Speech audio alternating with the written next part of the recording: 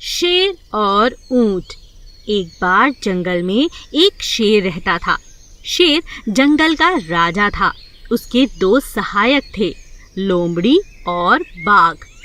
शेर के दोनों सहायक रोजाना शिकार करने में शेर की मदद करते। एक दिन जब वे तीनों शिकार की तलाश कर रहे थे तो उन्हें जंगल में एक अजीब जानवर दिखा। ये कौन है? लेकिन किसी को भी इस जानवर के बारे में पता नहीं था। तभी लोमड़ी ने कहा, हमें जंगल जाकर अन्य जानवरों से इस अजीब जानवर के बारे में पता करना चाहिए। कुछ समय बाद कौवा एक नई जानकारी के साथ लौटता है। कौवा उस जानवर के बारे में लोमड़ी को बताता है। उसके बाद लोमड़ी सबसे कहती है, यह अजीब सा दिखने वाला जानवर और कोई नहीं बल्कि ऊंट है। ये जानवर रेगिस्तान में पाया जाता है और यह ऊंट अपने झुंड से अलग होकर खो गया है और अब अकेला है। मैंने यह भी सुना है कि ऊंट का मांस बेहद स्वादिष्ट होता है।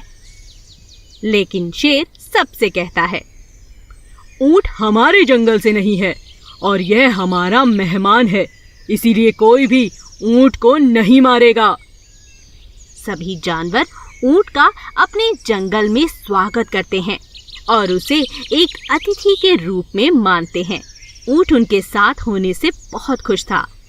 फिर एक दिन शेर हाथी से लड़ाई के दौरान घायल हो गया और अब शेर शिकार के लिए नहीं जा सकता था। इस वजह से दोनों सहायक भी भूखे रहने लग गए।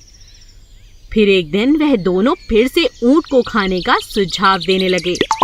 लेकिन शेर कहता है, वह हमारे जंगल का नहीं है, इसकी रक्षा करना मेरी जिम्मेदारी है, इसीलिए मैं उसे नहीं मार सकता बल्कि मैं उसकी रक्षा करूंगा। तब लोमड़ी और बाघ ने शेर को सुझाव दिया, ठीक है राजा जी, यदि एक एक जानवर खुद आपके सामने भोजन के रूप में प्रकट हो तो क्या आप खाएंगे? शेर राजी हो गया। शाम को एक एक जानवर खुद को शेर के हवाले करने लगा। शेर ने उनको खाने से मना कर दिया। यह देखकर ऊंट ने भी खुद को पेश किया। शेर तो मुझे भी खाने से मना कर देगा।